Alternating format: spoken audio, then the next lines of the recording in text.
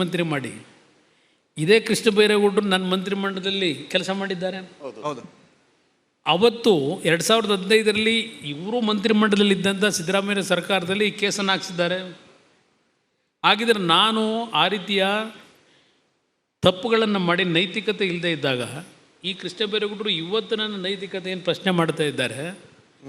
ಯಾತಕ್ಕೆ ನನ್ನ ಮಂತ್ರಿಮಂಡಲದಲ್ಲಿ 14 ತಿಂಗಳು ಅಧಿಕಾರದಲ್ಲಿದ್ದರು? ನಾನು ಆಗಲ್ಲ, ಮಂತ್ರಿ ಕುಮಾರಸ್ವಾಮಿ ಸರಿ ಇಲ್ಲ ಅಂತ ಹೇಳಬೇಕಾಗಿತ್ತಲ್ವ. ಇವತ್ತು ಅಟ್ಯಾಕ್ ಮಾಡ್ತಾ ಇದ್ದಾರೆ. ಆಲ್ ರೈಟ್, ಈಗೇನೋ ಮತ್ತೀಗ ಅದನ್ನು ರೀಓಪನ್ ಮಾಡಿ ಪಾಪ ಅಧಿಕಾರಿಗಳದ್ದು ಸಭೆಗಳು ಮಾಡಿ ಅವ್ನು ಯಾರೋ ಒಬ್ಬ ಅಧಿಕಾರಿ ಸಾರ್ ನಮಗೆ ಬಿಟ್ಬಿಡಿ ಸರ್, ನಮಗೆ ಗೊತ್ತಿದೆ ಮುಗಿಸ್ತೀವಿ ಅಂತ ಹೇಳಿ. ಆದರೆ ಸರ್, ಇದು ಗಂಗೇನಹಳ್ಳಿ ವಿಚಾರದಲ್ಲಿ ನಿಮ್ಮನ್ನೊಂದು ಏನು ಹೊರಗೆ ಮಾಹಿತಿ ಬರ್ತಾ ಇದೆ ಅಂತಂದರೆ, ಏನು ಲೋಕಾಯುಕ್ತ ಕೇಸ್ ಮೈಸೂರಲ್ಲಿ ಆಗ್ತಾ ಇದೆ, ಅದರಲ್ಲಿ A1, A3 ಪತ್ನಿ, ಬಾಮೈದ, ಆಮೇಲೆ ಮಾಲೀಕರು. ಸೊ ಅದೇ ಥರ ನಿಮ್ಮದು ಒಂದು ಫ್ಯಾಮಿಲಿ ಥರ ನಿಮ್ಮನ್ನು ಒಂದು ಸಿಕ್ಕಿಸಾಕಿಸ್ಕೊಳ್ಳೋ ಪ್ರಯತ್ನನ, ಅದಕ್ಕೆ ನೀವು ಡೈರೆಕ್ಟಾಗಿ ಲೋಕಾಯುಕ್ತಕ್ಕೆ ಹೋಗಿ ಮಾಸ್ಟರ್ ಸ್ಟ್ರೋಕ್ ಕೊಟ್ಟರೆ ಹೇಗೆ? ಇದರಲ್ಲಿ ನನ್ನದು ಯಾವುದೇ ರೀತಿಯ ಪಾತ್ರವೇ ಇಲ್ಲ ಅಲ್ಲಿ. ಓಕೆ, ಅವರು ಅದೇ ಹೇಳ್ತಾರೆ ಮುಖ್ಯಮಂತ್ರಿಗಳು, ನಂದೇನೂ ಪಾತ್ರ ಇಲ್ಲ ಇದರಲ್ಲಿ, ನಾನು ಸಹಿನೇ ಹಾಕಿಲ್ಲ, ನನ್ನ ಗಮನಕ್ಕೆ ಬರದೆ ಇವೆಲ್ಲ ಆಗೋಗಿದೆ ಅಂತ ಹೇಳ್ತಾ ಇದ್ದಾರೆ. ಈ ನನ್ನ ಪ್ರಕರಣದಲ್ಲಿ ನನ್ನ ಮುಂದೆ ಯಾರೊಬ್ಬ ರಾಜಶೇಖರಯ್ಯ ನನಗಿಂದರೆ ಜನತಾ ದರ್ಶನ ಮಾಡಬೇಕಾದ್ರೆ ಮತ್ತು ಪ್ರತಿನಿತ್ಯ 100 ಜನ ನನ್ನ ಮುಂದೆ ಬರೋರು, ಹೌದು, ಅರ್ಜಿಗಳು ಕೊಡೋರು. ಅರ್ಜಿ ಮೇಲೆ ಕಡತದಲ್ಲಿ ಮಂಡಿಸಿ ಅಂತಕ್ಕಂಥದ್ದನ್ನು ಒಂದು ಬರೆದು ಸೈನ್ ಆಗ್ತಕ್ಕಂಥದ್ದು ನನ್ನ ವಾಡಿಕೆ. ಅದರ ಮೇಲೆ ನನ್ನ ಮುಂದೆ 2007 ಬಹುಶಃ ಆಗಸ್ಟ್ ತಿಂಗಳಿರಬೇಕು ಈ ಕಡತ ಬಂತು. ಈ ಕಡತ ಏನಿದೆ 1976-77ರಲ್ಲಿ ಯಾವುದೋ ನಮ್ಮ ಬೆಂಗಳೂರಿನ ಗಂಗೇನಹಳ್ಳಿ ಭಾಗದಲ್ಲಿ ನೋಟಿಫಿಕೇಷನ್ ಆಗಿರತಕ್ಕಂಥದ್ದು. ಪ್ರಿಲಿಮಿನರಿ ನೋಟಿಫಿಕೇಷನ್ನು ಫೈನಲ್ ನೋಟಿಫಿಕೇಷನ್ ಆಗಿದೆ 77-78ರಲ್ಲಿ. ನಂತರ ಆ ಒಂದು ಜಾಗದಲ್ಲಿ ಇವತ್ತು ಸಹ ಸೈಟ್ ಕೊಟ್ಟಿಲ್ಲ, ಸೈಟ್ ಫಾರ್ಮೇಷನ್ನು ಮಾಡಿಲ್ಲ, ಅವರು ಖಾಲಿ ಜಾಗ ಇಟ್ಕೊಂಡಿದ್ದಾರೆ. ಅದರ ಮೇಲೆ ಆ ಜಮೀನಿನ ಮಾಲೀಕರು ಅವರೆಲ್ಲ ಒಂದು ಅರ್ಜಿಯನ್ನು ಕೊಟ್ಟಿದ್ದರು. ಅದರ ಮೇಲೆ ನನ್ನ ಮುಂದೆ ಆ ಒಂದು ಅರ್ಜಿ ಏನು ಬಂದಿದೆ, ನಾನು ನಮ್ಮ ಅಧಿಕಾರಿಗಳಿಗೆ ನಮ್ಮ ಅರ್ಬನ್ ಡೆವಲಪ್ಮೆಂಟಿಗೆ ಕಡತದಲ್ಲಿ ಮಂಡಿಸಿ ಅಂತ ಏನು ಹಾಕಿದ್ದೆ, ಅವರು ಡೀಟೇಲು ಅದಕ್ಕೆ ಸಂಬಂಧಪಟ್ಟಂಥ ಪ್ಯಾರಾವೈಸು ಮೆಟೀರಿಯಲ್ ಕಳಿಸ್ತಾರೆ ನನಗೆ, ಏನಲ್ಲಿ ದಾಖಲಾಗಿದೆ ಅಂತ. 3 ಕೇಸ್ ಆಗಿದೆ, 2 ಹೈಕೋರ್ಟ್ನಲ್ಲಿ, 1 ಸುಪ್ರೀಂ ಕೋರ್ಟ್ನಲ್ಲಿ ತೀರ್ಪುಗಳು ಬಂದಿದೆ. ನನ್ನ ಮುಂದೆ ಆ ಫೈಲ್ ಏನು ತಂದರು, ನಾನು ಅವತ್ತು ಆದೇಶ ಮಾಡಿರೋದು, ನಾನು ಆದೇಶ ಮಾಡಿಲ್ಲ, ಸಲಹೆ ಕೊಟ್ಟಿದ್ದೀನಿ. ಯಾವ ಈ ಪ್ರಕರಣದಲ್ಲಿ 3 ಕೋರ್ಟ್ನ ನ್ಯಾಯಾಲಯದ ತೀರ್ಪುಗಳೇನಿದೆ ಆ ತೀರ್ಪಿಗೆ ಒಳಪಟ್ಟು ತೀರ್ಪೇನು ಬಂದಿದೆ ಅದನ್ನು ಹಿನ್ನೆಲೆ ಇಟ್ಕೊಂಡು ಭೂಮಾಲೀಕರು ಮತ್ತು BDA ಅಧಿಕಾರಿಗಳನ್ನು ಅಂದಿನ ಪ್ರಧಾನ ಕಾರ್ಯದರ್ಶಿಗಳು ಒಂದು ಸಭೆ ಮಾಡಿ ಕಾನೂನಿನ ರೀತಿಯ ಏನು ಕ್ರಮ ತೆಗೆದುಕೋಬೋದು ಅದನ್ನು ತಗೊಳ್ಳಿ ಅಂತೇಳಿ ಆದೇಶ ಮಾಡಿದ್ರು. ಕುಮಾರಸ್ವಾಮಿ ಅವರೇ, ಒಂದು ಕ್ಲಿಯರ್ ಆಗಿಬಿಟ್ಟಿದೆ ಈಗ ನೀವು ಟೆಕ್ನಿಕಲಿ ನೀವು ಸ್ವಲ್ಪ ಎಕ್ಸ್ಪ್ಲೇನ್ ಮಾಡ್ತಿದ್ದೀರಾ, ಯಾಕಂದರೆ ನೀವು ಮಾಡಬೇಕಾಗುತ್ತೆ. ಇದು ಈಗ ಇವತ್ತನ್ನೇ ನೀವು ಹೋಗಿ ಬಂದಿರ ಲೋಕಾಯುಕ್ತಲ್ಲಿ. ಇವಾಗ ಈ ನಮ್ಮ ವೇದಿಕೆಯಲ್ಲಿ ಯಾರ್ಯಾರು ನೋಡ್ತಿದ್ದಾರೋ ಕೇಳ್ತಿದ್ದಾರೋ ರಿಪಬ್ಲಿಕ್ ಕನ್ನಡದಲ್ಲಿ, ಅವ್ರಿಗೆ ಒಂದೊಂದು ಕ್ಲಿಯರ್ ಆಗ್ತಿದೆ. ಈಗ ಏನಾಗ್ತಿದೆ ಅಂದರೆ, ಇವಾಗ ರಿವೆಂಜ್ ಪಾಲಿಟಿಕ್ಸ್ ಬಗ್ಗೆ ಮಾತಾಡಿದ್ರೆ ನೀವು ಕಾಂಗ್ರೆಸ್ ಜೊತೆ ಸರ್ಕಾರದಲ್ಲಿ ಇದ್ರಿ. ಈ ಎಲ್ಲ ಕೇಸ್ ಹಿಸ್ಟ್ರಿ ನೋಡಿದ್ರೆ 10 ವರ್ಷ, ಒಂದು 15 ವರ್ಷ, ಒಂದು 9 ವರ್ಷ ನಿಮ್ಮನ್ನು ಟ್ರ್ಯಾಪ್ ಮಾಡೋಕ್ಕೆ ಟ್ರೈ ಮಾಡ್ತಿದ್ದಾರೆ.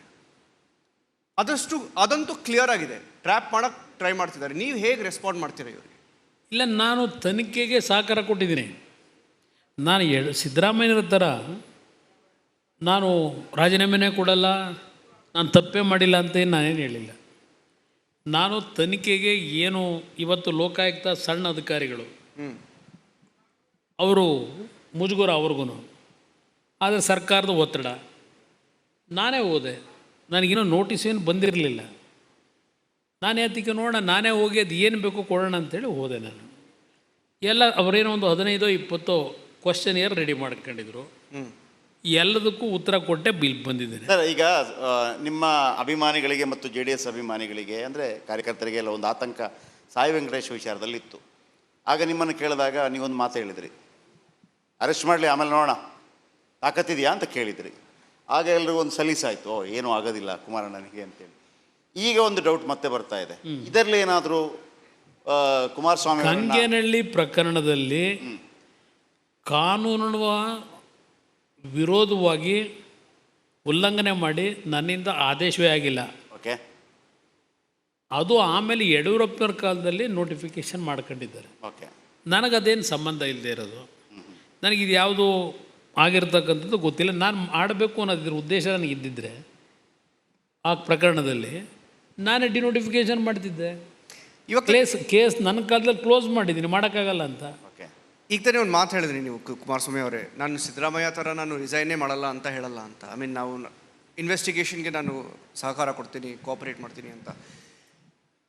ಈಗ ನೀವು ಯೂನಿಯನ್ ಮಿನಿಸ್ಟರ್, ಈಗ CBI ಕನ್ಸೆಂಟ್ ಈಗ ವಾಪಸ್ ತಗೊಂಡಿದ್ದಾರೆ ಕರ್ನಾಟಕದಲ್ಲಿ. ನಿಮ್ಮ ಪ್ರಕಾರ ಈ ಸಿಚುವೇಶನಲ್ಲಿ ಸಿದ್ದರಾಮಯ್ಯ ಮುಖ್ಯಮಂತ್ರಿಯಾಗಿ ಉಳಿಬೋದಾ? ಯಾಕಂದರೆ ಈಗ ತನಿಖೆ ನಡೆದರೆ ಲೋಕಾಯುಕ್ತ ತನಿಖೆ ಮಾಡಬೇಕು ಅಥವಾ SIT ತನಿಖೆ ಮಾಡಬೇಕು. FIR ಆಯ್ತು, ಇವತ್ತು FIR ಆಯಿತು. ಈಗ ಈಗ ನೀವು ಹೇಳಿದ ಕಾನ್ಫ್ಲಿಕ್ಟು ಅದು ಡೈರೆಕ್ಟ್ ಕಾನ್ಫ್ಲಿಕ್ಟ್ ಆಗುತ್ತಾ? ನೋಡಿ, ಕ್ಯಾನ್ ಹಿ ರಿಮೇನ್ ಸಿ? ಹೌದು, ಅಂದ್ರೆ ಅವ್ರು ಕೇಳಿದ್ರು ಸೇಫಾ ಅಂತ, CM ಸೇಫಾ ಅಥವಾ ಅರೆಸ್ಟ್ ಆಗ್ತಾರಾ, ಇಷ್ಟೇ ಸರ್. ರಾಜೀನಾಮೆ ಕೊಡ್ತಾರಾ ಸಿದ್ದರಾಮಯ್ಯನವರು ಮತ್ತು ಅವ್ರ ಮಂತ್ರಿಮಂಡಲ ಈ ಪ್ರಕರಣವನ್ನು ಯಾವ ರೀತಿ ಕಾನೂನಾತ್ಮಕವಾಗಿ ಹೋರಾಟ ಮಾಡ್ತಾ ಇದ್ದಾರೆ? ಡೇ ಒನ್ನಿಂದ ತಗೊಳ್ಳಿ, ಏನೇನು ನಡ್ಕೊಂಬಂದಿದೆ ಪ್ರಕ್ರಿಯೆಗಳು. ಇಲ್ಲಿ ಪ್ರಶ್ನೆ, ಹೈಕೋರ್ಟ್ ಮುಂದೆ ವಾದ ಪ್ರತಿವಾದಗಳಾದ ಮೇಲೆ ನ್ಯಾಯಾಧೀಶರು ಒಂದು ತೀರ್ಪು ಕೊಟ್ಟಿದ್ದಾರೆ. ಆ ತೀರ್ಪೇನಿದೆ ಬಹುಶಃ ಅದು ನ್ಯಾಯಾಲಯದಲ್ಲಿ ಒಂದು ಲ್ಯಾಂಡ್ ಮಾರ್ಕ್ ಅನ್ನೋದು ತೀರ್ಪು, ಅದು ನನ್ನ ಅಭಿಪ್ರಾಯ. ಚಾರ್ಜ್ ಶೀಟ್ ಥರ ಇದೆ, ಚಾರ್ಜ್ ಶೀಟ್ ಥರನೇ ಇದೆ ಅದು. ಇಲ್ಲಿ ಎನ್ಕ್ವೈರಿ ಅವಶ್ಯಕತೆಯೇ ಇಲ್ಲ. ಅದು ಲ್ಯಾಂಡು ಪದೇ ಪದೇ ಹೇಳ್ತಾರಲ್ಲ ಮುಖ್ಯಮಂತ್ರಿಗಳು, ಆ ಲ್ಯಾಂಡು ಸರ್ಕಾರದ ಲ್ಯಾಂಡ್. ಅದು ಇವ್ರ ಬಾಮೈದಿಂಗಾಗಲಿ ಇವ್ರ ಹೆಂಡ್ತಿಗಾಗಲಿ ಸೇರಿರ್ತಕ್ಕಂಥ ಲ್ಯಾಂಡ್ ಅಲ್ಲ ಅದು. ಆ ಲ್ಯಾಂಡು ಸರ್ಕಾರ ಅಕ್ವೈರ್ ಮಾಡಿ ದುಡ್ಡು ಕಟ್ಟಿದ್ದಾರೆ ಅವನಿಗೆ, ಬ್ಯಾಂಕ್ ಇದಕ್ಕೆ ನಿಮ್ಮ ಕೋರ್ಟಿಗೆ ದುಡ್ಡು ಕಟ್ಟಿದ್ದಾರೆ ಮೂಲ ಜಮೀನ್ದಾರನಿಗೆ. ಮೂಲ ಜಮೀನ್ದಾರ ಮತ್ತು ಅಲ್ಲಿ ಬೇರೆ ಬೇರೆ ಎಲ್ಲ, ಈಗ ನಾನು ಎಕ್ಸ್ಪ್ಲೇನ್ ಮಾಡಿದ್ರೆ ನಿಮಗೆ ಬೇರೆ ನಮ್ಮ ಇಲ್ಲಿ ಕನಸಿನ ಭಾರತದ್ದು ಹೋಗಿ ಇನ್ನೆಲ್ಲೋ ಬಂದೋಗ್ಬಿಡುತ್ತೆ ಈಗ. ಅದಕ್ಕೋಸ್ಕರ ಈ ಪ್ರಕರಣದಲ್ಲಿ ಸಿದ್ದರಾಮಯ್ಯನವರ ಸೈನ್ ಇಲ್ಲದೆ ಇದ್ದರೂ ಅವರಿಗೆ ತಿಳಿದೇ ಇದು ಯಾವುದೂ ನಡೆದಿಲ್ಲ.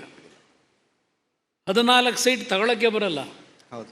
ಈಗ ಅವ್ರಿಗೆ ತಿಳಿದೇ ಇದ್ದರೆ ನನಗಿದರಲ್ಲಿ ಪಾತ್ರವೇ ಇಲ್ಲ ನಂದು ಅನ್ನೋದಾದರೆ 62 ಕೋಟಿ ದುಡ್ಡು ಕೊಡಿ ಅಂತ ಯಾಕೆ ಕೇಳಿದ್ರು? ಅದರ ಬೆಲೆ 62 ಕೋಟಿ ಇದೆ, ಕೊಡಿ ಅಂತ ಯಾಕೆ ಕೇಳಿದ್ರು?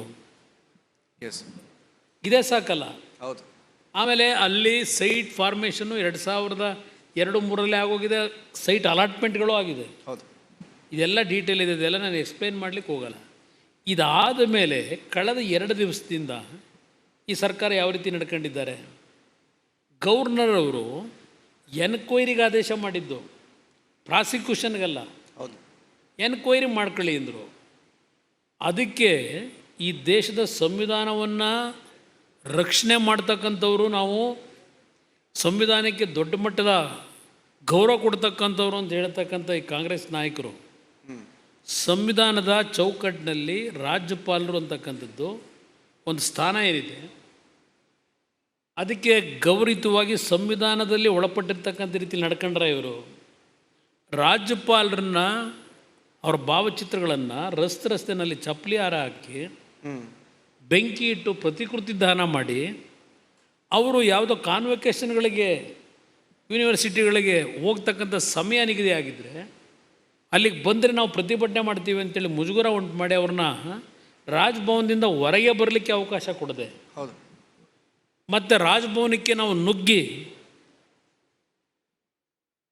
ಇವ್ರನ್ನ ಶ್ರೀಲಂಕಾದಲ್ಲಿ ಮಾಡ್ದಂಗೆ ಮಾಡ್ತೀವಿ ಅಂತೇಳಿ ಬಾಂಗ್ಲಾದೇಶದಲ್ಲಿ. ಈಗ ಕೋರ್ಟ್ ಆರ್ಡರ್ ಬಂತಲ್ಲ, ಕೋರ್ಟ್ ಆರ್ಡರಲ್ಲಿ ಎಷ್ಟು ಡೀಟೇಲ್ ಆಗಿದೆ ಅಂದರೆ 197 ಪೇಜ್ ಅಂತ. ಈಗ ಆಗಿದ್ರೆ ನ್ಯಾಯಾಲಯ ಕೊಡ್ತಲ್ಲ ತೀರ್ಪು, ಈಗ ಯಾರಿಗೆ ಚಪ್ಪಲಿ ಯಾರು ಹಾಕ್ತಾರೆ?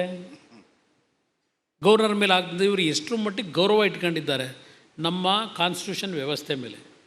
ಇದೆಲ್ಲ ಒಂದು ಭಾಗ ಇರಲಿ. ನನ್ನ ವಿಷಯದಲ್ಲಿ ನಾನು ನಾಡಿನ ಜನತೆಗೆ ಹೇಳ್ತೇನೆ, ನಾನು 2 ಬಾರಿ ಮುಖ್ಯಮಂತ್ರಿ ಆಗಿದ್ದು ಆಕಸ್ಮಿಕ. ನಾನು ಎಂದೂ ಸಹ ವೈಯಕ್ತಿಕವಾದಂಥ ಆಸೆ ಆಕಾಂಕ್ಷೆಗಳಿಗೋಸ್ಕರ ದುಡ್ಡು ಮಾಡಬೇಕು ಅಂತ ಹೋದವನು ಅಲ್ಲ.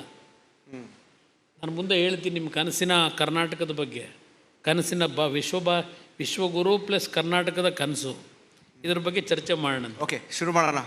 ಇದು ದಯವಿಟ್ಟು ಒಂದು ಹೇಳ್ತೇನೆ, ಇದು ಭಾಳ ವಿಷಯ ಇದೆ. ನಾಳೆ 11 ಗಂಟೆಗೆ ಒಂದು ಪ್ರೆಸ್ ಮೀಟ್ ಕರೆದಿದ್ದೇನೆ. ಓಕೆ. ಈ ಸರ್ಕಾರದಲ್ಲಿ ಯಾವ ರೀತಿ ಕಳ್ಳ ಅಧಿಕಾರಿಗಳನ್ನು ಅವ್ರನ್ನ ಮುಂದಿಟ್ಕೊಂಡು ಯಾರ್ಯಾರನ್ನು, ಯಾಕೆಂದರೆ ಪ್ರಧಾನಮಂತ್ರಿಗಳ ಮೇಲೆ ಹೇಳ್ತಾರೆ ದ್ವೇಷದ ರಾಜಕಾರಣ, BJP ವಿರೋಧ ಪಕ್ಷಗಳನ್ನು ಬಗ್ಬಡಿಲಿಕ್ಕೆ ಅಧಿಕಾರ ದುರುಪಯೋಗ ಪದೇ ಪದೇ ಹೇಳ್ತಾ ಇದ್ದಾರೆ.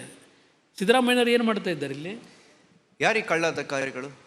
ಕಳ್ಳ ನಾನು ಹಿಂದೆನೇ ಹೇಳಿದ್ದೀನಿ, 2015ರಲ್ಲೂ ಸಹ 13-14ರಲ್ಲಿ ಒಂದು ಮೈಸೂರು ರಸ್ತೆಯಲ್ಲಿ ಕೇರಳಕ್ಕೆ ಹೋಗ್ತಾ ಇದೆ ಒಂದು ಬಸ್ಸು. ಒಬ್ಬ ಚಿನ್ನದ ವ್ಯಾಪಾರಿ ಅವತ್ತಿನ ಮೈಸೂರಿನ IG ಮತ್ತು ಒಂದು 2-3 ಜನ ಅಧಿಕಾರಿಗಳು ಸೇರಿ ಒಂದು 3-4 ಕೋಟಿ ದುಡ್ಡನ್ನು ದರೋಡೆ ಮಾಡ್ತಾರೆ ಬಸ್ ಒಳಗಿಂದ. ನಾನು ಅದನ್ನು ಅಸೆಂಬ್ಲಿ ಒಳಗೆ ಚರ್ಚೆ ಮಾಡಿದ್ದೀನಿ. ಸಿದ್ದರಾಮಯ್ಯವ್ರ ಸರ್ಕಾರದಲ್ಲಿ ಪ್ರೊಟೆಕ್ಷನ್ಗಳು ಹೆಂಗೆ ಕೊಟ್ಕೊಂಬಂದ್ರಿ? ಆ ಪ್ರಕರಣದಲ್ಲಿ ಯಾರಿಗೆ ಶಿಕ್ಷೆ ಕೊಟ್ರಿ? ಏನೇನು ನಡೀತದು? ಇವೆಲ್ಲ ಒಂದು ಇತಿಹಾಸಗಳಿದೆ. ಈಗೇನಾಗಿ ನಡೀತಿದೆ?